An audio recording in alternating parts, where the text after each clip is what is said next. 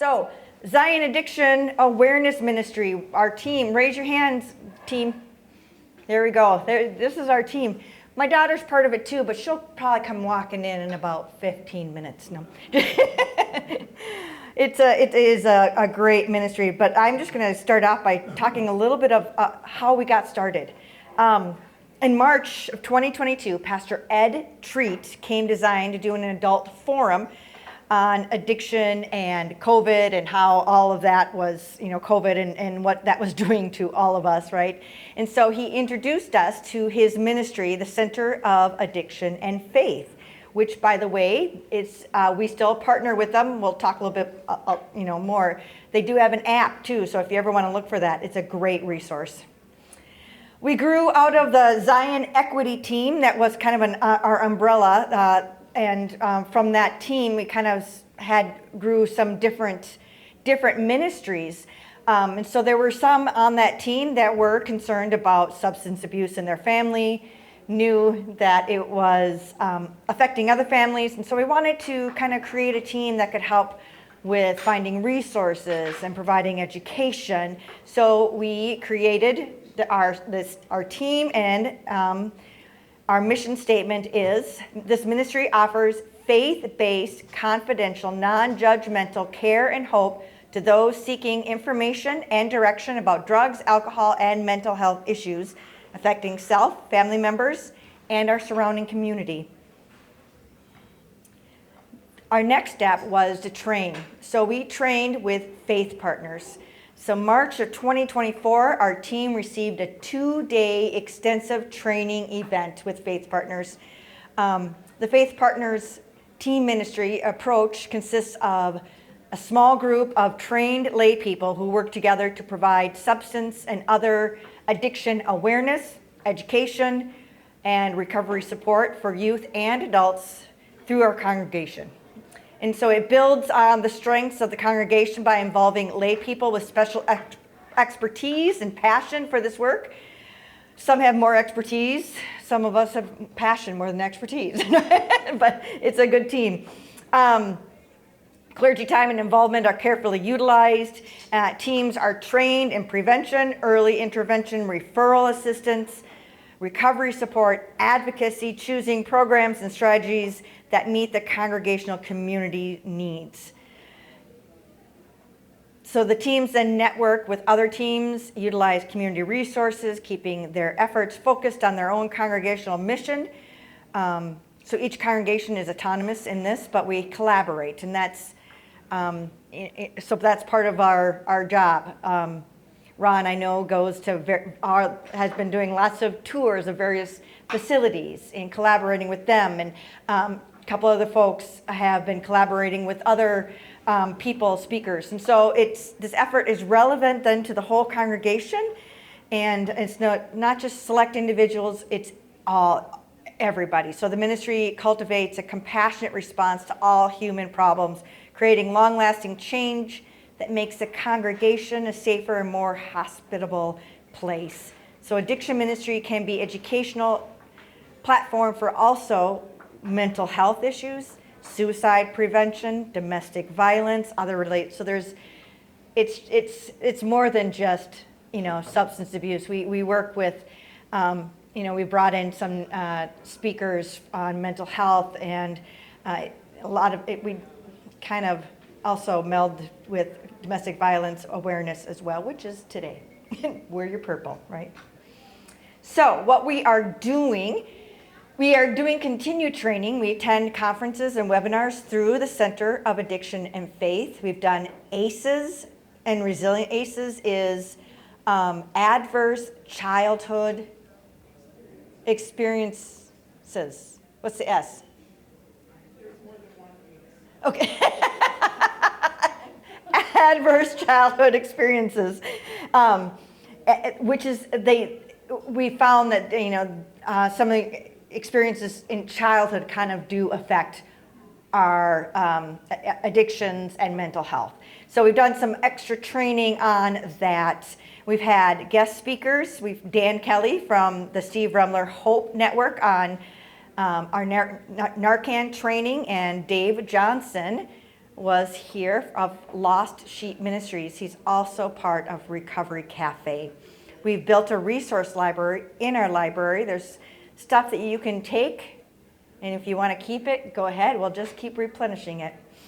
And as I said earlier, we've been visiting treatment centers for information and resources. We had a gallery showing of John Noltner's project. We'll talk a little bit more about that in a second, of his kind of his experience, but also others' experience with addiction and substance abuse and mental health issues. And Brenda, this week, is starting the Life Recovery Bible Study. So we are inviting anybody to a 4-part Bible study from the Life Recovery Bible. It's a unique tool that it uses the 12-step recovery back to its source, the Bible. And so she's going to be starting that on Thursday nights. We'll start with just a 4-week study right now on Thursday nights from 6 to 7, October 23rd through November 13th. So Brenda is right there if you have any questions. She is going to be doing that Bible study. Another important upcoming, as I said, John Noltner, you are invited then to join us for a conference that we will be having it's called Recovering Peace.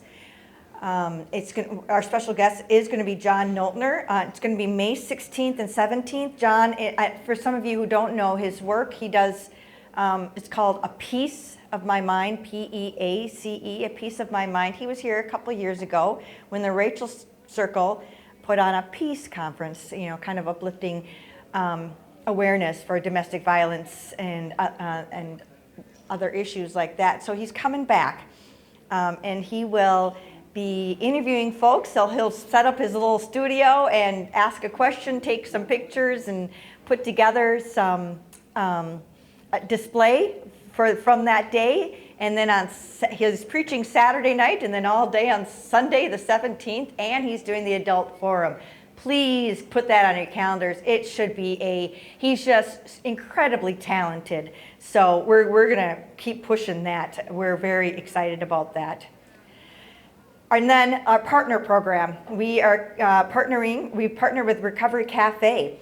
The mission of Recovery Cafe is a healing community for those traumatized by addiction, homelessness, and mental health challenges, coming to know we are loved and that we have gifts to share. So with that, yes, good. I'm going to turn it over to Bill. I took this from your website, so great picture too. So Bill LeClaire is the Executive Director of Recovery Cafe, Anoka County. And as I said, been a great partner. We've appreciated his wisdom on our team, and we've also been appreciating them here on Mondays and Wednesdays, but he knows more about that. So, Thank you, Pastor Connie. Yes. As she said, my name is Bill. I'm the co-founder, executive director of Recovery Cafe, Anoka County. Is that better? Yes. We are part of a national organization that's based out of Seattle, Washington, the Recovery Cafe Network. They started in 2004 with the first cafe in Seattle. They were so successful, they developed the network, which provides other communities the opportunity to bring a cafe there through the experience and knowledge that they've gained through making their cafes work. We started in 2023 doing emerging member training, and through God's connection and our ability to reach out to Zion Lutheran, it's been a tremendous opportunity for us to open our doors. We still have a vision to have our own location at some time, but the opportunity to be here has been a blessing and something we never expected. We had someone come and talk, I believe it was at the adult forum, and had expressed that we were looking for a place, and ZAM was looking for what they could do. So we've been able to partner with ZAM in launching the Recovery Cafe here. We are a safe, non-judgmental, healing place for people in addiction. homelessness, life's challenges. It's not just drugs and alcohol that we're recovering from, but all of life. Sin is why we are here. We are faith-based. We highly recommend that people get involved in a church, whether it be Zion or another Bible teaching church. We believe that being involved in a church is so important to your recovery that the statistics show you're much, much more likely to succeed. And part of what the cafe is here for is to provide resources. We're a connecting hub for all of the things that are available in Anoka County. We have tremendous resources here, but people don't always know where to find them. So we have 3 treatment centers located within 5 miles of here. We have sober housing, we have food shelves, we have all of these things that people need to know when they're coming out of a treatment center. One of the things that we do is Dave Johnson from Lost Sheep Ministries is here almost every day at the cafe. He offices out of here, he says, but he provides transportation and the connection to get people into treatment when they're ready. If they don't want to do it, he's not interested in wasting his time. But if they call him and say, I'm ready, whether they're in Alexandria or Duluth or Albert Lee, he'll go pick them up and get them into a center that day. He has connections with the Salvation Army, Harbor Lights at Union Gospel Mission, Minnesota Adult and Teen Challenge, Metro Hope Ministries, and out of his ministry, he'll go and pick them up. We've lost count of how many people we've got into treatment through being here and Dave's connection, but it's quite a few. We actually had a gentleman on Wednesday come back. His name is Eric, who was here when we first opened, and Dave got him into a center. He's over 7.5 months sober, and he wanted to come back and tell us how much the cafe meant to his recovery journey. That's what we hope to do, is provide that resource to people who are looking to get clean. But on the other end, where we've lacked for a long time is giving people a place in the community after they've gotten clean, to connect with other people who are in recovery, to find a space where they feel valued and needed. Our core commitments are everyone has a gift, and we just want to find a place for them to use it. We provide recovery circles, which aren't really a group, but it's an accountability program. We like to say we have loving accountability and radical hospitality.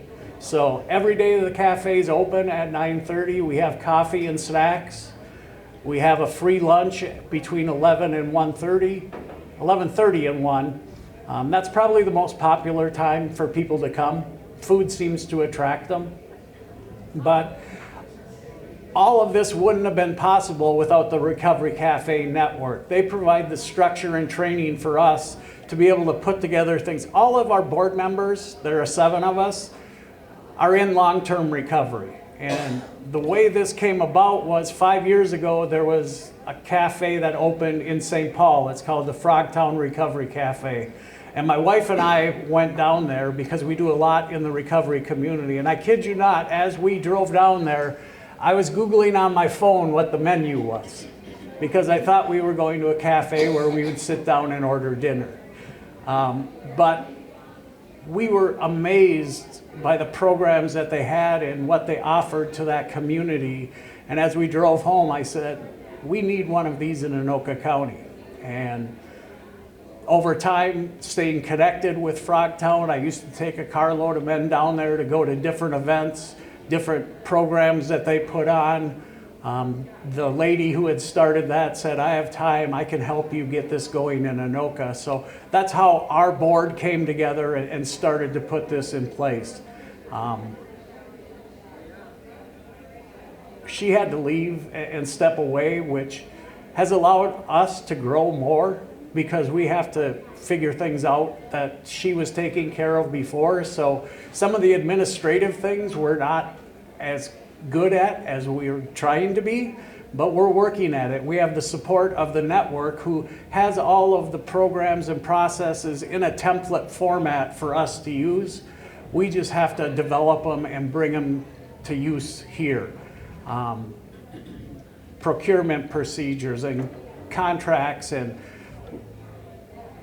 we were welcomed by the Monday afternoon pickleball team. So we adopted that as one of our School of Recovery activities. And we like to provide things that people can do where they feel valued and needed. So that was a tremendous opportunity. We now have arts and crafts. Kathy has come and we've wrapped bandages. People are looking for things to do, and the invitation is open always for everyone to come. And if you have something you would like to do, we've had some tremendous meals provided by people from the ZAM team and from our membership. And membership is our model. We want people to be connected, but we also expect that they're not going to be there for a long time. We're here to put things in place so they can move on with their life. We don't want them to be long-term members, but we want them to be contributing members. So we right now have a recovery circle every Monday at 1 o'clock in the fireside room, and we have members that are running that. I don't have to do it anymore. And that's what the goal is to empower people to be able to do this themselves. Everything is peer-to-peer. There's no cost for anything. We provide peer recovery support specialists. We have a partnership with Thrive Family Services, and we have a lady now that's signed up to go. We have Andrea, one of our board members, is a CPRS and family counseling, and a lady and her son signed up to go through counseling with Thrive. That's provided through a grant by Anoka County.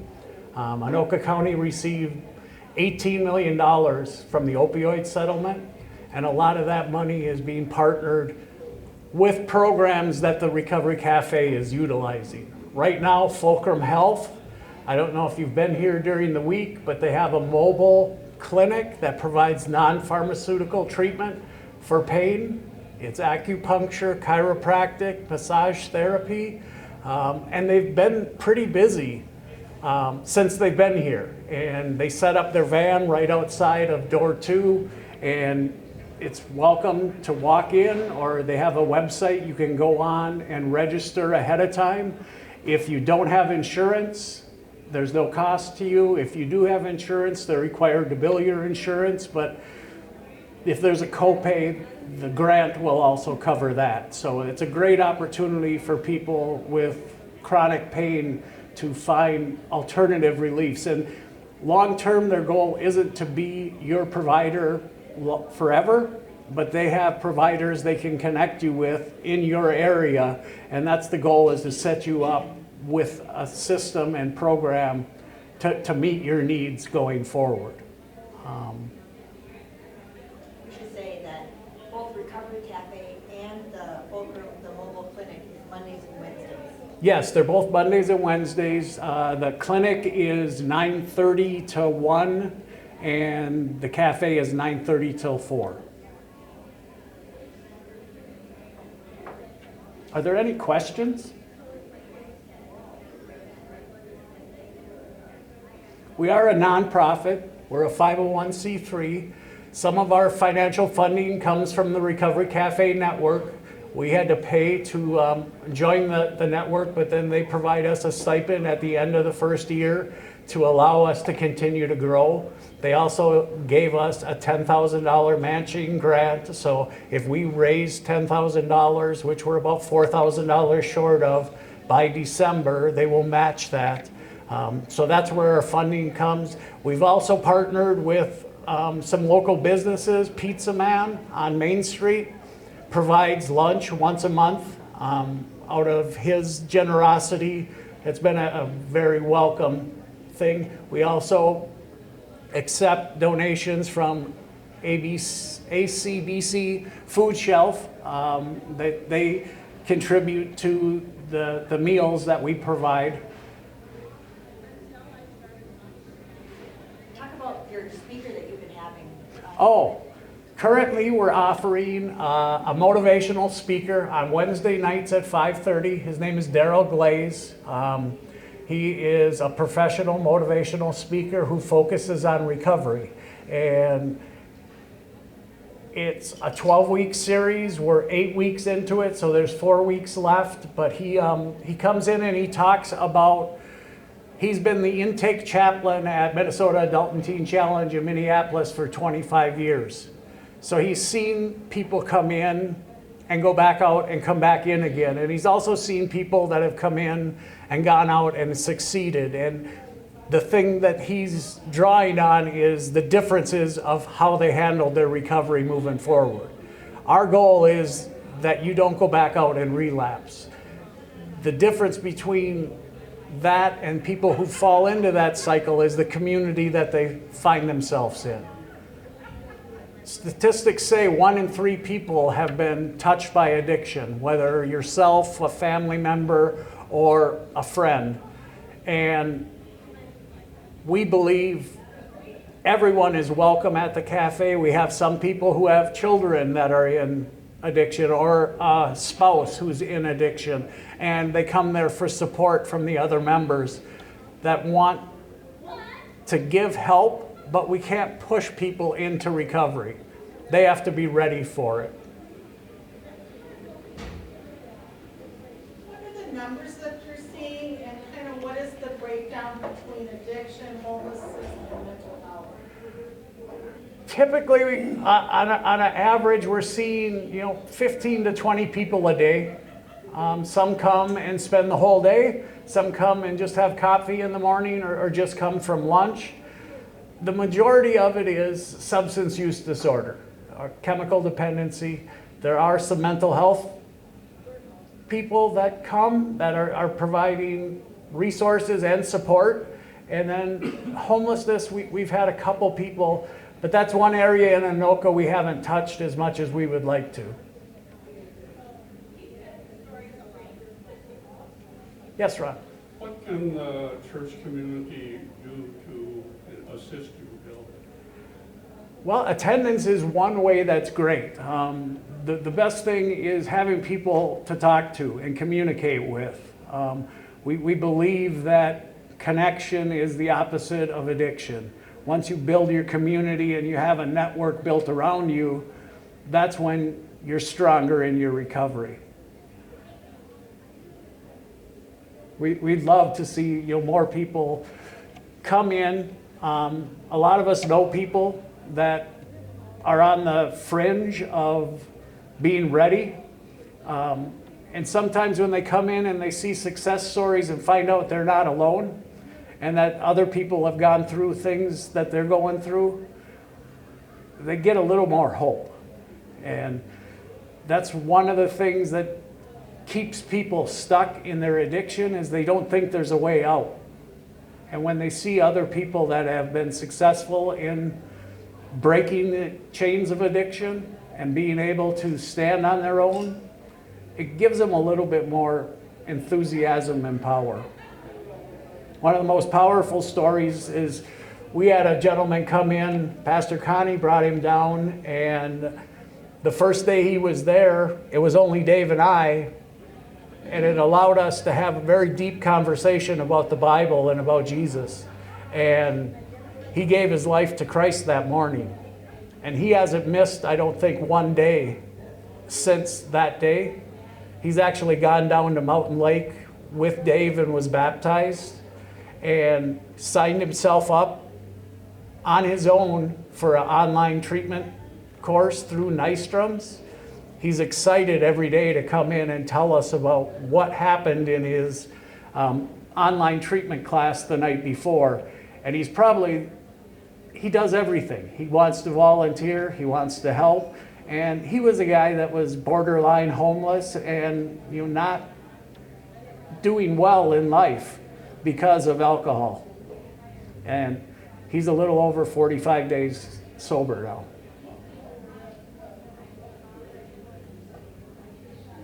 Yes. Can you just describe what a typical day, if there's a typical day?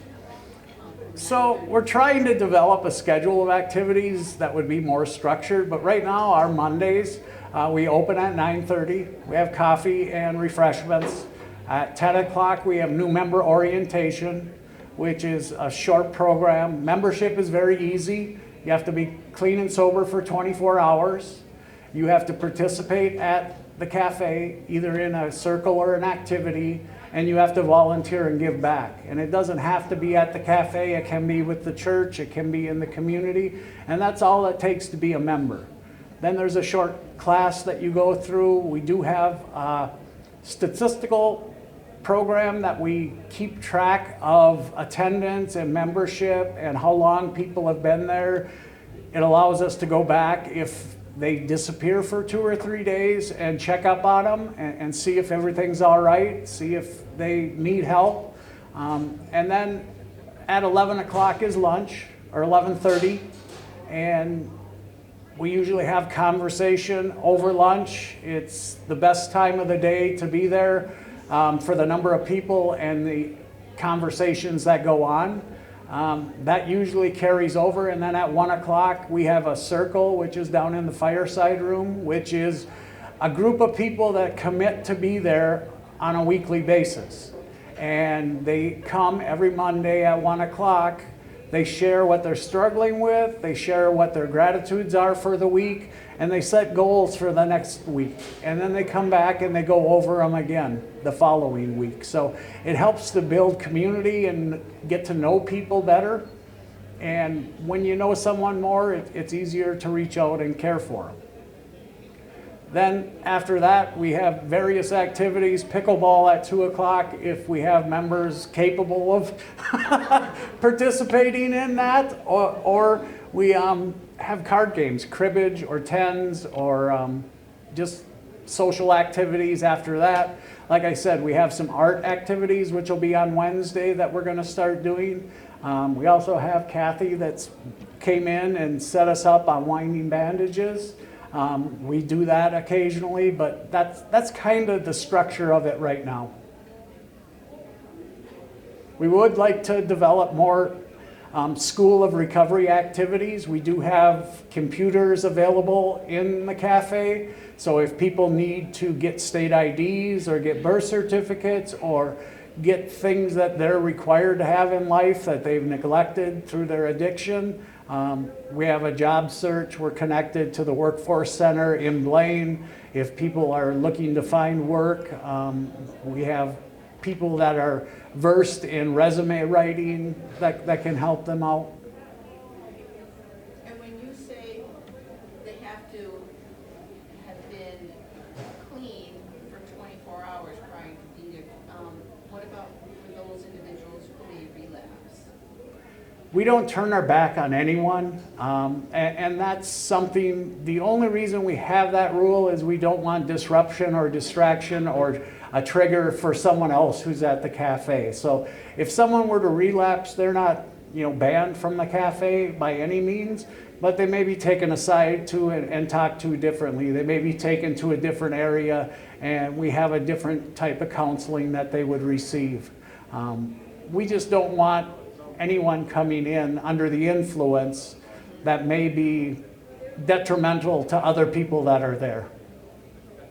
But no, we wouldn't turn anyone away. Yes, Mark? Just a clarification on membership. People are coming and they're not members. It's not a requirement, is that correct? That they become members if they're participating? We strongly encourage people to become members. We do allow visitors. We have a first-time visitor form. By the guidelines of the national, we're only supposed to allow people to come 3 times without pursuing membership. We've been a little bit lax on that because we don't want to turn people away. We've had one lady who's gone through the membership training but is unsure about filling out the informational packet. So she's had that for 2 weeks now, and she acknowledges that she still has it. She's just not at the place where she's ready to share personal information. Yes, Mike? Ongoing challenges, obstacles. You mentioned 4,000 by December to qualify for the $10,000 matching grant. Other challenges, obstacles that not just to name but to consider in prayer life? You know, attendance and membership and spreading the word. You know, financially, we're a little tight on our budget. So that $10,000 match is real important. But growing our membership, the more people we have, the more the cafe is going to be effective. We have a lot of people in recovery in this community that we'd like to reach. There's a series of sober houses that we've gotten our name out to and seen some people come back through there. But part of the issue is, we'd like to expand our hours. Maybe, be into the evening more. A lot of people, when they're early in recovery, their job is the most important thing to them. And getting back in good graces with an employer is important. So it's been a benefit to have Daryl doing his talk on Wednesdays at 5:30. And the majority of the people that have been attending are people that work that aren't able to do it during the day.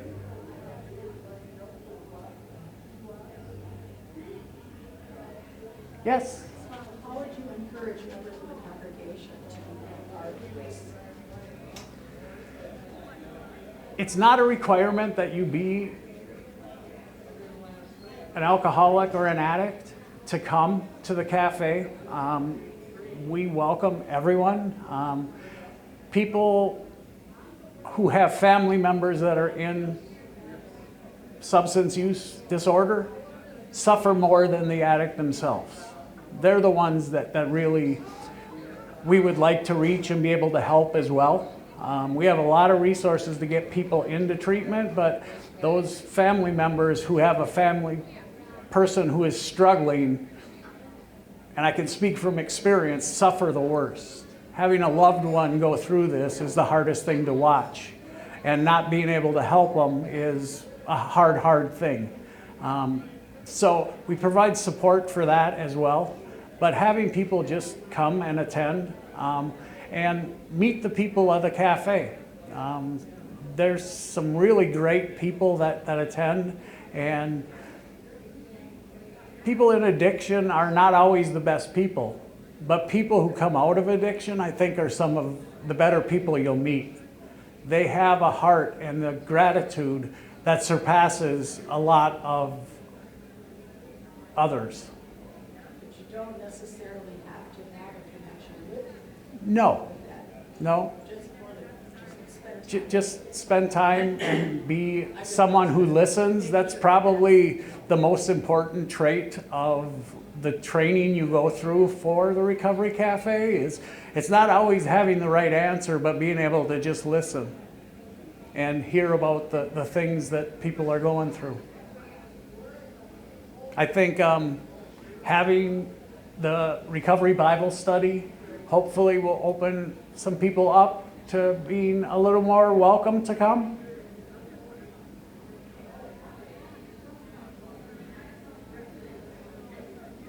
Yes? We had that seminar that we attended from the Center of Addiction Phase. We did it in the cafe. And personally, I so enjoyed connecting with everybody as a group to get that education. And then we told stories afterwards. Right. Is that the kind of thing that you would encourage? Yeah, I think we missed the ball on the one that's coming up this week, but I would have loved to have that co-hosted at the cafe, because I think those type of things can draw others to the cafe. I had to leave. I missed the end of it when we had the one on teens.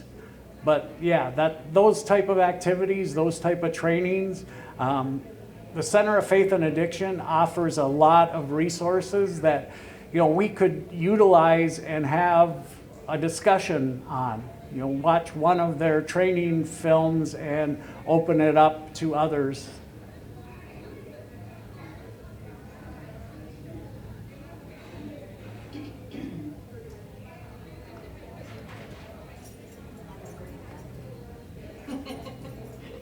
Well, I just want to thank you before you leave, that you've been a true blessing in inviting us to be here and allowing us to use the space at Zion. We wouldn't be where we are today without that, and we still have a long ways to go. We're still growing. This has only been open since April. So in 6 months, we've done pretty well. We meet monthly with the other cafes that went through training with us, and there's some of them that are ahead of us, but there's also some of them that don't even have a space or location yet. And to be blessed with having Zion open their doors to us has allowed us to grow significantly. So thank you. Yeah, it's always a God thing. Yeah. And Suzanne. Oh, we can't thank Suzanne enough. Before I do leave, I continue to have some conversations with Bill, but there are some resources on the table back here too. There's our ZAM brochure and some, already brought some serenity prayers. You can grab Bill's card and look at the Bible that Brenda's going to be using for the Bible study. So, but thank you, Bill. Yes, thank you. And we have had one member from the cafe who expressed interest and has joined the ZAM team, and she's a tremendous asset at the cafe as well. That's what we hope to do. We don't want to start things over that are already doing here. ZAM is a great ministry, and to have someone from the cafe want to join that and be part of it was, that's a win for both of us.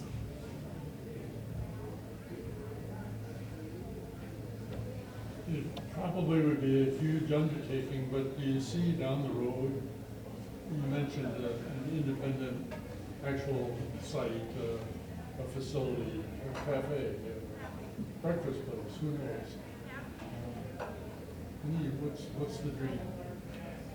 Long term, that is the dream, to have our own space, to be in control of our own hours, to not have to negotiate with Susan on space. Right now, this church is amazing, and it's very busy during the week, and it's sometimes a struggle where we have to move from here to there or whatever, but if we had our own location, that wouldn't be a problem. It would also open us up to do more things at night, to do more things on the weekends.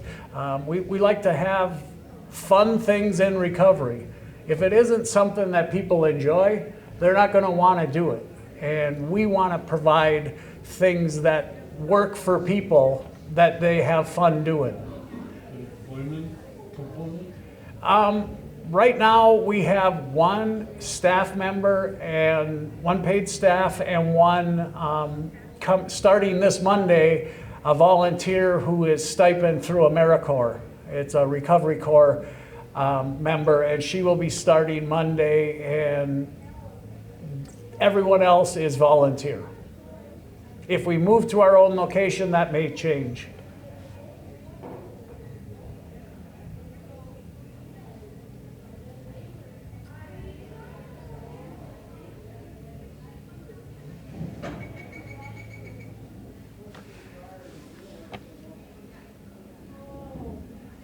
I don't have anything else. We're looking forward to the event in May. Pastor Connie talked about it a little bit, but we want to be a huge presence in that, in having John here for the weekend. There are a lot of things that happen in community of recovery that are big. In September, we attended 3 different events. One at the state capitol, which was called Walk for Recovery, which was put on by Minnesota Recovery Connection. There were probably 5,000 people there. We have a picture in the cafe of everyone on the steps of the Capitol.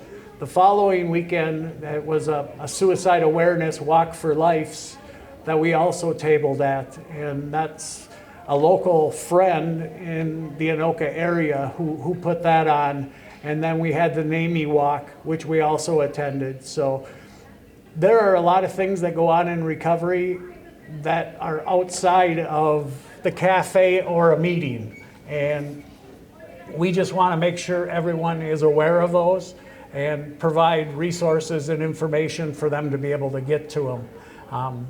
We gave some people rides down to the Capitol on the 2 days that we went, so they were able to participate with us. And when you see people just kind of come out of their shell and they're just natural at sharing what the cafe has done for them, it's really empowering.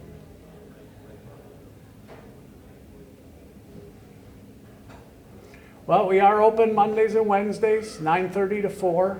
The invitation's always open. We'd love to have you come. We've also been blessed by Matthew bags, so when we go to these events, we've been able to share those with people. We also have naloxone training the first Monday of every month at 2 o'clock in the cafe. We are a registered naloxone site with the state of Minnesota, Anoka County, and the Steve Rumler Hope Foundation. So we have a nice purple box outside of the cafe. These aren't things that we need for us, but we need them to give to the people that we encounter on a day-to-day basis. The Matthew bags are wonderful because so many of the people in recovery are going to places where you're seeing people on the street corners. You're seeing people, at the bus stops, and being able to have those to give out has been a tremendous asset as well.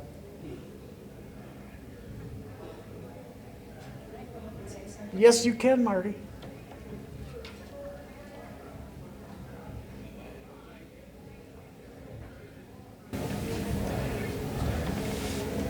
Thank you.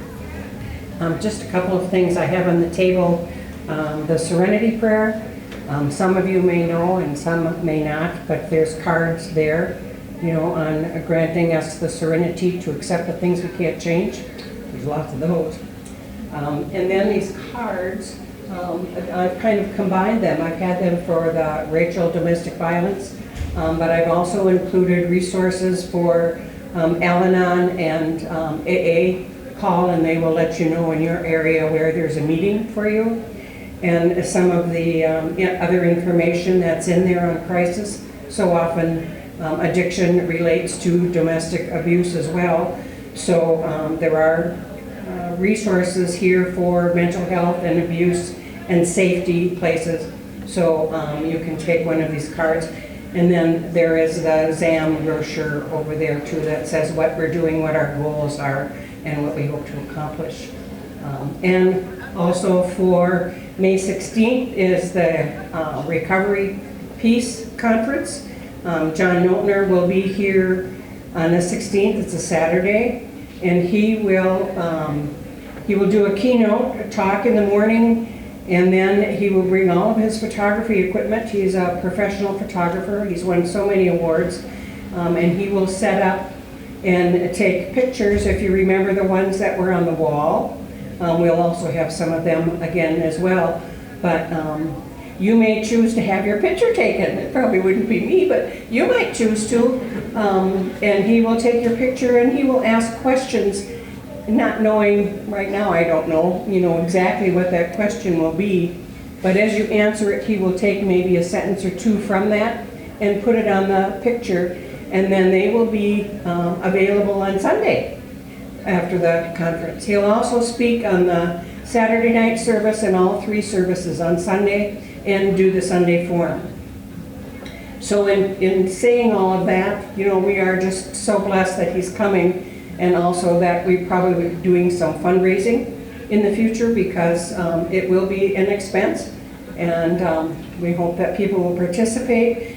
And lastly, we will need volunteers. I have already have a commitment from Ed Treat, from whom we first heard from and started ZAM, and he is delighted to be asked, and he will be one of our breakout speakers.